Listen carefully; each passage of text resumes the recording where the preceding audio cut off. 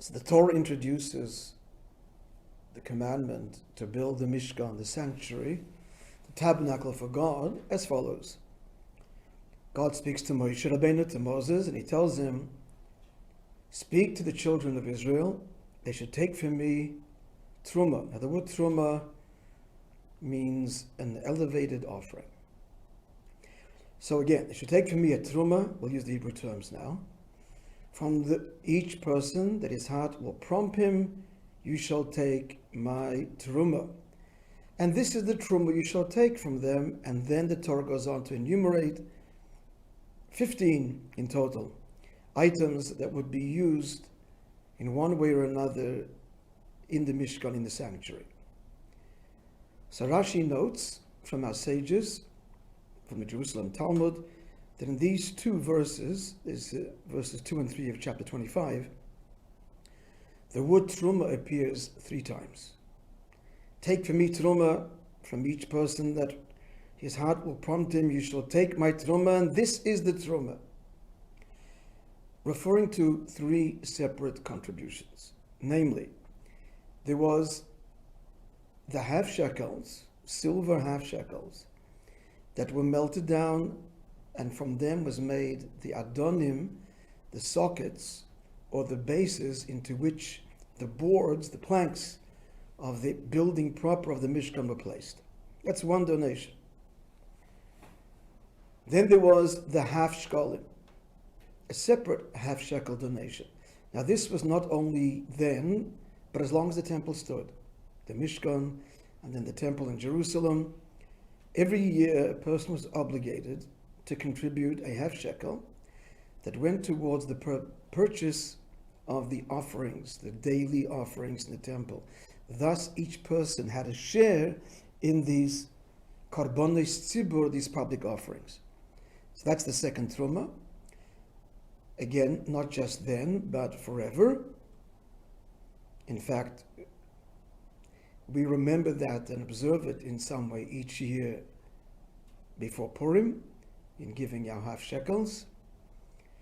And finally, a third offering was purely of a voluntary nature of any of the other items, 14 items, silver, gold and copper, and tapestries and hides and dyes and precious gems and wood, all of the other items that went into making the Mishkan. We're going to zero in on a detail, an important law, important component of the one that was observed then and as long as the temple stood, namely the half shekel that was given each year. The deadline was Rosh Chodesh Nisan, and as we will see already a month before, the courts would urge the people to make their contribution. They'd set up collection tables, booths throughout the countryside. So let's look at the opening verse. The opening verse reads, V'yikchu li terumah, translation, they shall take for or to me terumah, an elevated offering. The question is, this word for or to me in Hebrew, li, what is it coming to tell us? I mean, it's for God. This is for the purpose of the Mishkan. Take these offerings, take these donations. What is conveyed by this word li? It seems to be superfluous, or more to the point, really mysterious. What is it adding to the instruction? So Rashi says, li means lishmi, for my sake.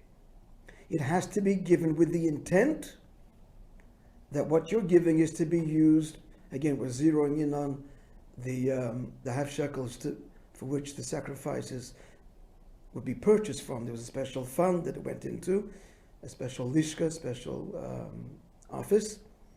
So when one gave it, one had to have, or so it appears, the intent that this half coin that I'm giving with the specific intent that it be used for the purchase of the sacrifices, for the mitzvah of the half shekel. Incidentally, there are many parallel laws in Judaism where intent is critical, and if one doesn't have the proper intent, no mitzvah is performed. For example, writing tefillin or a mezuzah. If the sofer is practicing to write and writes a perfect mezuzah, but is not writing with the intent to fulfill the mitzvah of affixing a mezuzah on a doorpost, that mezuzah is invalid. Likewise, tefillin, same is true of tzitzis, and the same is true of the matzah we eat Seder night. It has to be made for the purpose of fulfilling the mitzvah to eat matzah on the first night of Pesach. So that's the meaning. It would appear, as Rashi explains, that word li to me, we're not just talking about the act, don't just give it, but give it with a specific intent. Problem. This contradicts outright another law in relation to the mandatory yearly half shekel. And that law simply is, the court has the right to take it by force. And the mitzvah is fulfilled. You have done your duty, even when the person is resistant. The court may even go and take collateral against the half shekel. Again, the deadline being Reish Chodesh Nisan. Let's look at the quote. This is from Tractate Shkolim, chapter 1, Mishnahs 3, 4, and 5. Essentially, the Mishnahs are saying there that from the 25th of Adar, which is 5 days before the deadline, the Beis Din would seize collateral for the half shekel contribution. And then you'd bring your half shekel contribution and get your collateral back. And if that wasn't done, they would simply take the half shekel contribution from you by force. So the question is, clearly in this case, the person is not doing it willingly. He doesn't have the intent, it's taken from him. So how do we reconcile that with how we just explained the verse in Rashi's commentary that one is to take Terumah for my sake, with kavanah, lishma, for the proper intent? Question's clear. The Rebbe suggests a very novel but shockingly simple answer by raising another question. As is often the case, we solve problems by looking for more problems. I may have mentioned this, it's a good piece of advice. If you're reading a text, or something you know that is true, or a given situation, and it's problematic, it doesn't make sense, it doesn't add up, sometimes look for more problems that will force a shift in thinking, and you will then understand and realize the content, the truth of the subject matter. So, here's the question. They shall take, vayikoli terumah, they shall give, surely. Surely the commandment should be framed, and they, the people, shall give, again we're talking specifically about the half shekel, towards the purpose, the purchase of the daily offerings, they should give. V'yitnu li in Hebrew terumah. Yet the verse is vayikoli. So the Rebbe suggests here that in fact the commandment is not addressing the one who gives, but the one who takes. That is to say, the Gizber, the representative of the court or of the temple, he must take that half coin with the intent of its being taken in order to fulfill the mitzvah of that giving of the half shekel that this person must give, who may give it even against his will.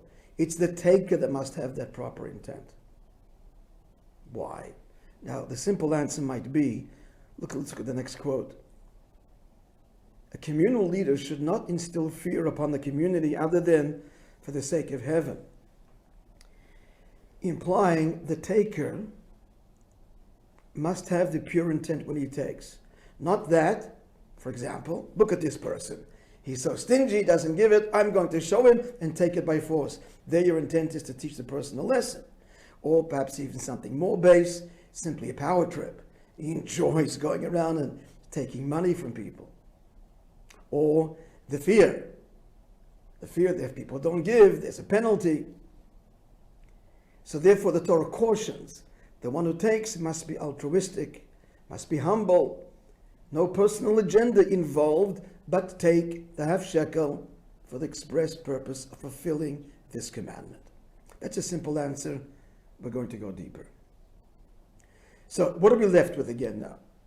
We're left with, now that we've discovered that the qualification, that this mitzvah be done with a specific intent for the sake of heaven, fulfilling the mitzvah, applies to the one who takes.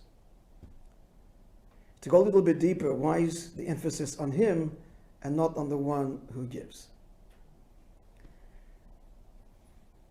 The verse reads, Tehillim, Book of Psalms, chapter 34, verse 15, Sur meira, turn from evil, vasei tov, and do good.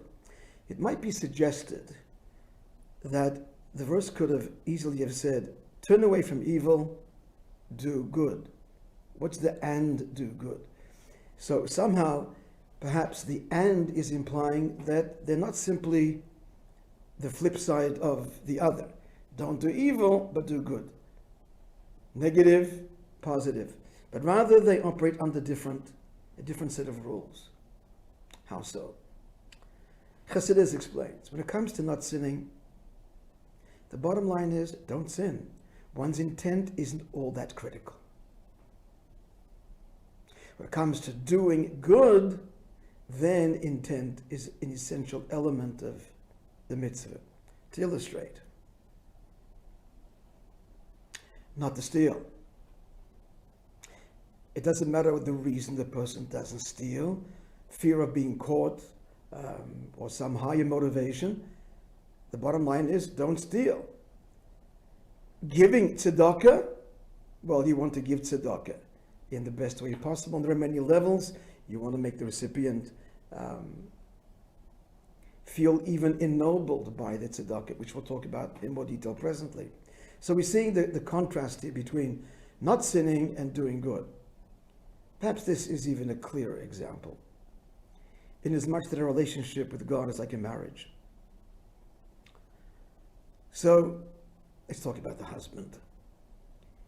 He's not to look at other women. Now, it's not that critical why he doesn't. Maybe he's literally got blinders on and he's prevented. His wife isn't so concerned why you don't look at other women. What she's concerned is when he looks at her, that be with tenderness and love and not out of a sense of duty and obligation. That's where it counts. The intent counts in the expression of the relationship, not so much in that which I withhold from doing that would harm the relationship. Or another example in a marriage, which we often employ. A fellow was out playing a game, kosher cards, with his friend. His wife said, I'd like you home at 10 o'clock. It's 5 to 10. He's got a great hand. No, it's got to be home by 10. He puts it down and comes home. It doesn't matter why he puts it down.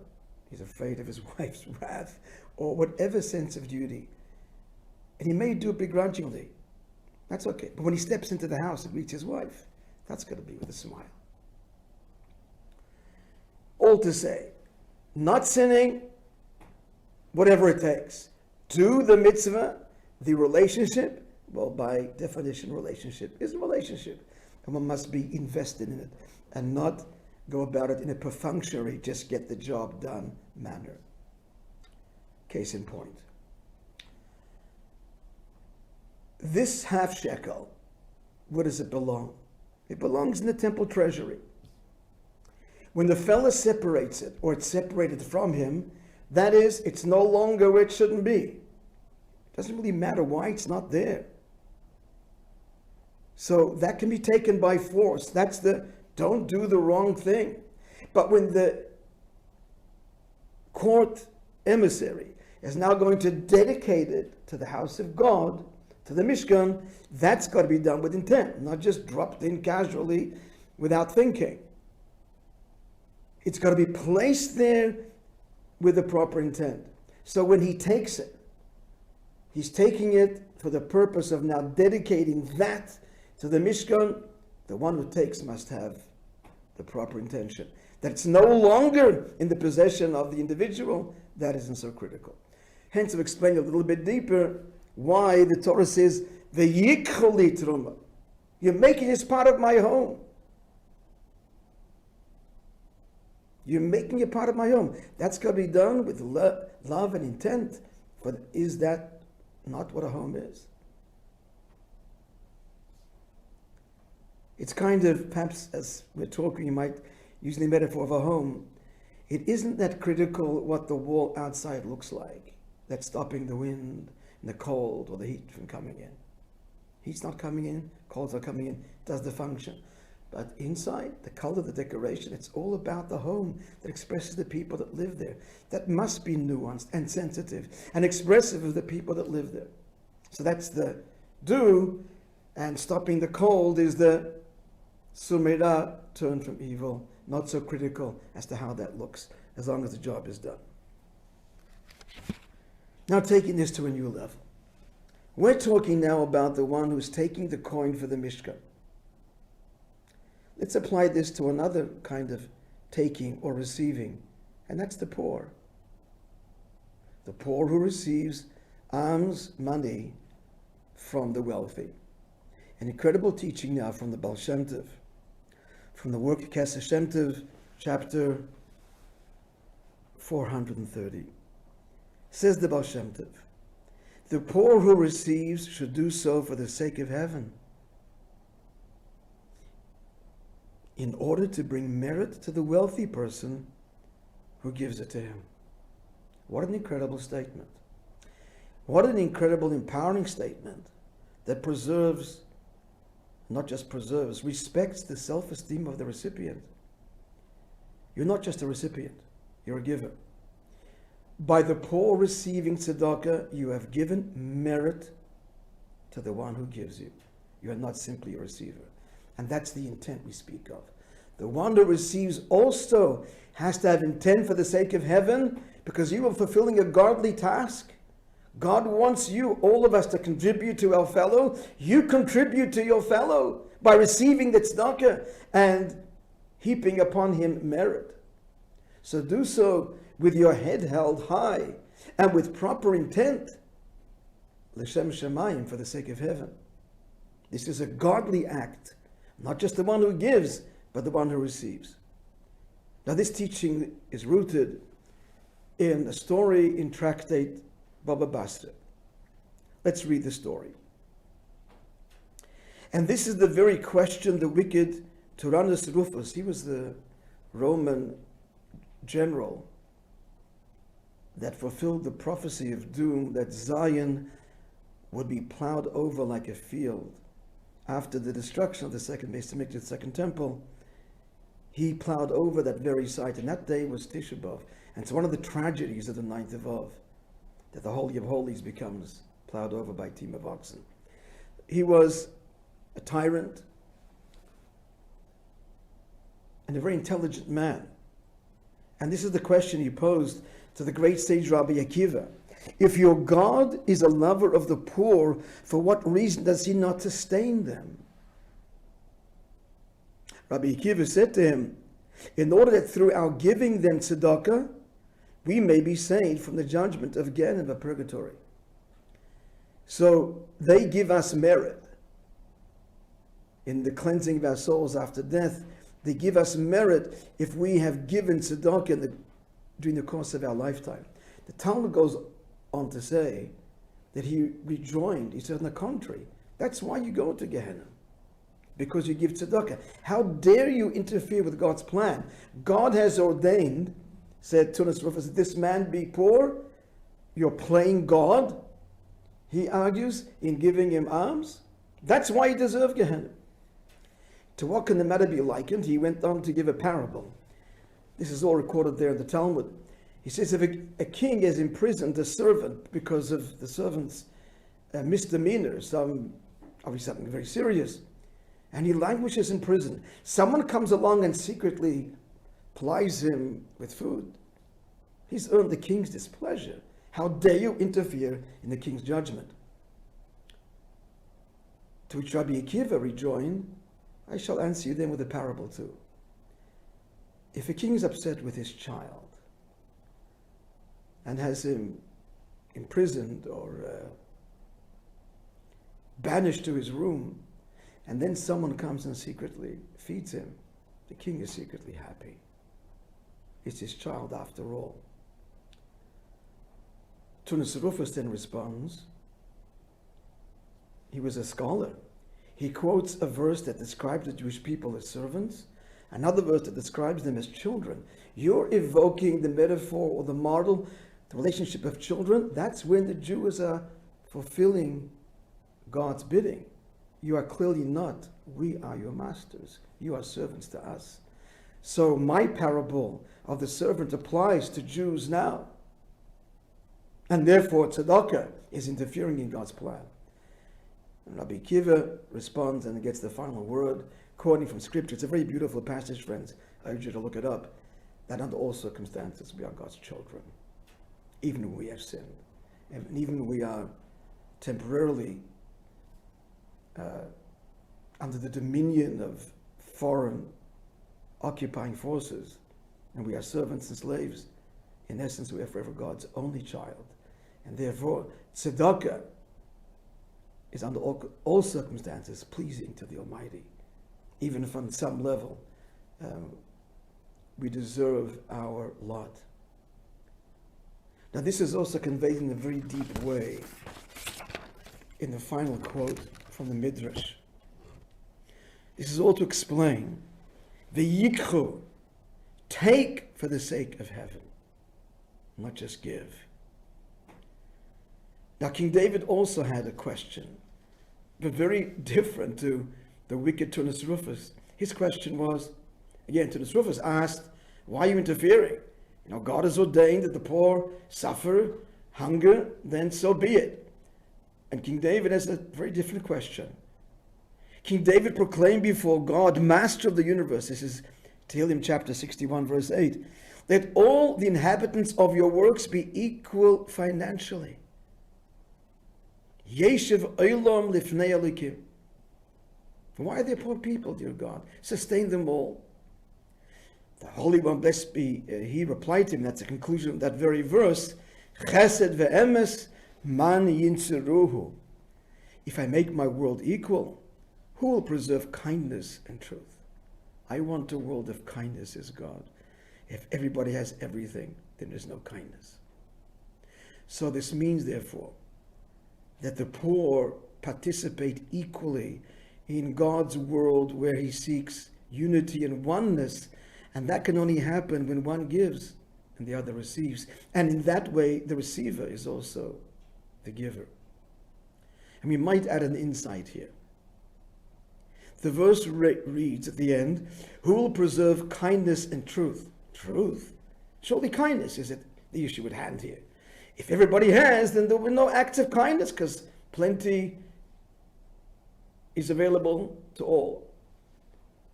Truth? The answer is, it's the truth that leads to the kindness. For the one that has must know, only reason I have it is not because I'm more deserving of the one who doesn't.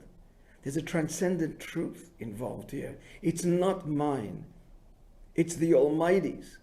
And it has been given to me as I'm a custodian, a trustee, in order to create unity and oneness and love in the world. So it's the truth that motivates the kindness. And likewise, the recipient receives the kindness also in truth. Why am I receiving? Because this way I'm participating in acts of kindness in the world, and thereby contributing to the giver and being the ultimate bestower that way, and creating a world of love and harmony. So the concluding message here is in this startling but very simple, disarmingly simple insight that the Rebbe shares with us. The verse is not talking about the giver. On another level, of course, the giver gives. If he's going to give, is going to be giving for the sake of heaven. Why else would you give? Although there can be plenty of motives for honor and glory. But it's the taker. It's the taker. Know that in every area of life, but we have to be the recipient. It's all part of the divine plan to create true oneness and unity. So keep your head high, receive with self-esteem, and give with profound humility. Thank you for listening.